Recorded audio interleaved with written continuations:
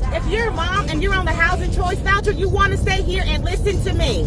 My neighbor just received a letter. I seen the letter personally. That there is no fund for the Section 8 voucher. Her voucher will end in December. This ain't a game, y'all. This is really happening. She got a letter stating her Section 8 voucher is ending in December because there is no funding. Y'all, if you have the Section 8 voucher, if you're on that program, get your shit together. I don't know what we need to do. We need to band together, live with family, save your money up. I don't know, but something has to be done before the world goes to fucking shit, you know? I'm not sure if this is something that she's gotten because of the government shutdown or if the funding is really not there. But y'all, she has until December to move or pay full rent. Be safe out there, y'all. We're canceling motherfucking Christmas. Peace, love, and hair grease. Bye. Cancel Black Friday, too. If this is true in your state, then y'all better start getting right with those family members you fell out with. You better get it right. You better start making them calls right now. Hey, I'm just checking on you. How you doing? How you been? Because you know you want to make it seem like you just calling to check in before you get to asking for help. At least be courteous. Don't just call saying, hey, my Section 8 getting cut off. Can you help me? You know how black people are. They gonna quickly, as soon as that call hang up, they only call when they want something, which is true. You don't want to be looked at like a person that just called when you need help, right? Calling with your hand out. Nah, make it right now, this month. So when next month come and that voucher in, you got somewhere to go. All of your furniture not out in the snow. If you are on Section 8 housing, that means you get a voucher, you pay one part, and the housing authority pays the other. If you are on Section 8, let me know, have y'all gotten any letters saying that your voucher will end in December or end anytime? Now, y'all already know I'm a South Carolinian. So I just saw this video on TikTok where this girl comes out and say, hey, moms on Section 8, get your shit together because my friend just got her letter, and yes, she says she saw it. The letter stated that in December, your voucher will end because the funds are running out or there's no more funds. However, I don't know what part of South Carolina she is in because I know several people in Greenville, South Carolina that just got on the Section 8 list because they just opened up the list once again for families that's struggling. So y'all let me know if y'all have heard or have y'all seen a letter or have your caseworker said anything. Because last time I made a post about Section 8, the lady is a caseworker. She said that in Georgia, there will be no funds paid to your rent because of the shutdown. And they will continue after the shutdown. Last time I talked to South Carolina, they said that they haven't heard anything about that. But I only called the Greenville Housing Authority. I don't know about anybody else. But do what you have to do. If you got children at work, hey, you're going to have to start paying this. If you don't have a job, maybe let's see what we can do to get some income coming in. Get back with that old thing, I guess. I mean, I don't know. But nobody should be laying around nobody's house. I don't care if you don't make that much money. You should be contributing to somebody's bill. I done had 2 folks tell me that, okay, I pay all the bills, but yes, I have this person staying with me, and they just don't make that much money. I don't care. It's hard out here. I don't know nowhere where you can stay for free. You have to pay something, even based on income. You have to pay something. And y'all dead wrong out here for staying at folks' house and ain't paying no bills. Buying food is one thing, but you still got to pay for that roof over your head. The light bill, the water bill, the heating bill. Especially if you getting EBT talking about, well, I put food in here. Food ain't gonna keep no roof over your head, baby. I had 2 men tell me this recently. Ladies, we got to do better. Help your partner out. Help your roommate out. Help your friend out. Help your family members out. Help where you lay your head at, please. Cost of living is high, and it's gonna take multiple incomes to pay these bills and for you to have your peace of mind, your sanity. Ladies, stop letting these men lay in y'all house and not paying y'all bills and y'all struggling. Put them out. It's cold outside. I bet they get a job then and come back and help you. Stop saying, oh, them my children daddy. So he don't give a fuck about you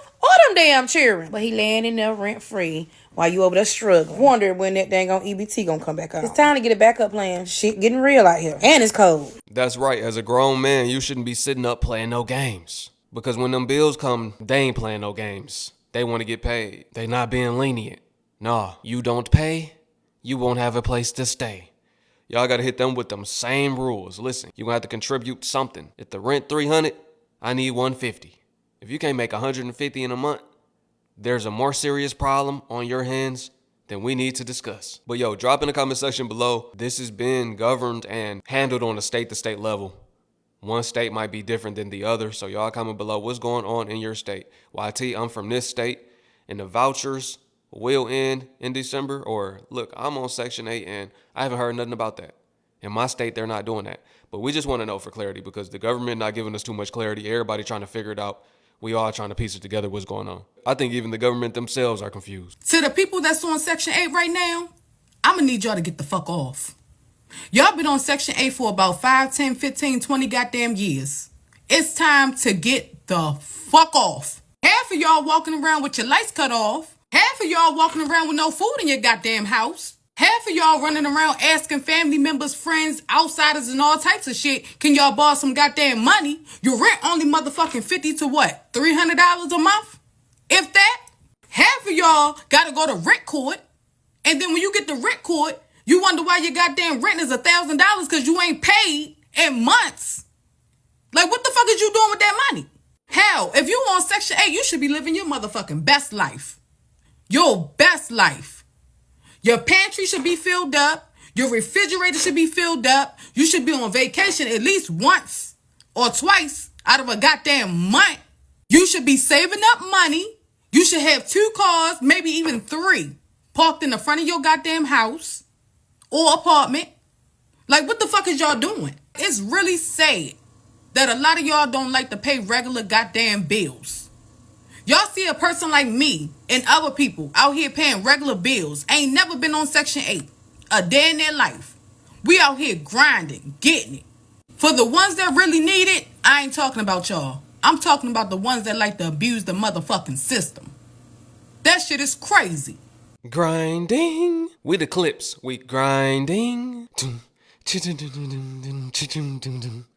Whatever the beat went like, we grinding for ours. Basically, what she's saying is if you on Section 8 with that $50 to $300 rent, you should have something to show. You shouldn't be low on dough. Real talk, what do y'all be spending the money on? How is y'all rent a couple $100s or less? And y'all still don't got nothing. Still struggling. I mean, how? It's going on habits. It's going on habits. That's where that money going towards. Habits. I mean, where else could it be going? It's not going towards rent like everybody else or a mortgage, where it takes up the majority of the average American's income.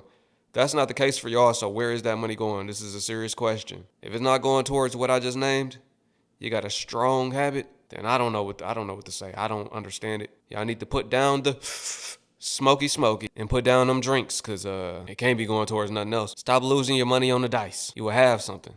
You would have progressed by now. It's 15 years later and you're still down bad. How? I don't fuck with people that's been on Section 8 or food stamps or public housing. The reason why it's such a fucking wait list for Section 8 and food stamps is because it's fucking 50 or 60 or 80 year olds that's been on that shit for so long. So that's her opinion on people on Section 8 food stamps, whatever, government assistance. I don't really care about her opinion. All I'm talking about is the people in the comments, you know what I'm saying? I have to let that be known because y'all like to focus on one thing of the video and don't listen to shit else. But there's people in the comments explaining how people on food stamps or Section 8, anything like government assistance, they're still working. They're not at home being lazy like how you guys try to make it seem like all the time. Like, majority of these people still have jobs. It's just that inflations and shit like that go up, or just shitty pay with the jobs that they have or whatever. But there's people, like tons of people in the comments replying or just saying how, oh, that's their fault. You just get a better job. And that's like such high school level of thinking. Like, these are grown ass people saying, well, it's your fault. Just get a better job. Actually, you can't just get a better job right now. The jobs aren't available. They're not out there. They're not hiring. They're not calling nobody back. It's not like it was a couple years ago where you could just quit a job and then get a new one. As soon as you quit that one, you got another 2, 3, 4, 5 jobs calling you. Nah, it's a long waiting list. You might not get another job. You might have had a good job and then that job let you go, and now you got to work a job worse than the one that you had. So you didn't even get a better job. You got a worse job. It hasn't been updated for this year, but as of 2024, 69% of people on Section 8 work a job. So let's cut that. Let's cut it out. Let's kill that narrative that people on Section 8 don't work. The majority of them do. So now we need to start speaking from that aspect. We need to start talking to the majority, not the other 30% that's milking the system. Look, people working. That's like white man thinking right there, because these are all black folks. And I'm telling you, as a black person saying, oh, well, it's your fault, just get a better job, you're fucking ignorant. I'm sorry. Like, when I first turned 18, when I was 17, 18 years old, I stayed in a predominantly white area. I'm not gonna lie, you know what I'm saying? And I was trying to look for a job. I applied to so many jobs. I went in stores. No one would hire me. Literally no one would hire me at all. I had to go to an area, which y'all call the hood, in order to just get a fucking job. Like, y'all really acting like niggas can just get up and quit their job and become a well-paying truck driver and then everything be straight. Like, I can do that in a fucking day. You know what I'm saying? That's not realistic. Y'all really have to, like, I know y'all love using y'all takes, this internet shit, you know what I'm saying, y'all takes and all that stuff, but y'all also have to include reality in these takes. You know what I'm saying? Y'all also have to include what people go through in real life. You know what I'm saying? Like, I'm not that, before y'all, you know, hear that one thing and run with it, I'm not saying that, oh, as a black person, you just can't get a job. No one will hire you. I'm not saying that at all. But we know how hard it is to just, like, you can't just get up and just get a well-paying job like that, bro, especially as a black person. So to just say, like, oh, well, these people on Section 8, they have bad jobs and all that, well, that's their fault. Oh, they should just get a better job. You're fucking ignorant. That's like white man high school level of thinking, bro. Like, come on, be fucking smart. Like, deadass America makes it harder for people to just live day by day, and then y'all are saying, oh, well, it's your fault, just get a better job. You're fucking dumb, bro. I'm sorry. And how can you get a better job when in 2025, no job really pays you enough? No, everybody is right on the verge of being homeless, right on the verge of being broke. A better job is not the answer. The cost of living has outpaced the pay. When people say that, that's idiocracy speaking through them. That's ignorant. But that's all people know, get a better job. The old people been saying that. They could say that back when they could say that. Now you can't say that. When $150,000 per year is not enough, you can't really say that. Nurses, it's nurses struggling. Doctors, just getting by. Times change, y'all. The people still saying that, they're lost. They are lost in the sauce. They don't know. They live in a completely different world in their head. They have a strong delusion placed over them. Hello guys, welcome to my channel. I'm glad that the food stamps is back, especially for Thanksgiving and for the children. I'm so happy, but I want to address to all y'all haters out there. Y'all be hating on people on Section 8 talking about, oh, y'all only pay $50. Let me tell you something. I'm on Section 8 and I pay $1,000. They make sure I give up that money, and I'm not on food stamps because they say I make too much money. My disability doesn't allow me to work, and as far as me like explaining myself to y'all, I'm explaining myself so y'all can stop with this charade. Oh, y'all living in Section 8, y'all only pay $10, $25. That's not true. That is not true. I don't know where y'all get that information, because whatever income you bring in this house, they make sure they get that money. So for all y'all talking shit that y'all don't know what y'all talking about, leave us alone. Stop hating on us because we got it and you don't. Stop fucking hating, you hater. Y'all some fucking hate. Okay, so I just did some research to verify what she was saying. Now I'm not understanding how her disability doesn't allow her to work, but she still has an income. Maybe, I don't know her age. I don't know how old she was. I couldn't really tell. But so we just gonna brush by that part. It said adjusted monthly income. So for someone that makes $3,333 per month, tenant portion would be 30% of that. That would be $1,000. Therefore, only individuals or families whose specific financial circumstances result in their 30% contribution equaling $1,000 would pay that exact amount.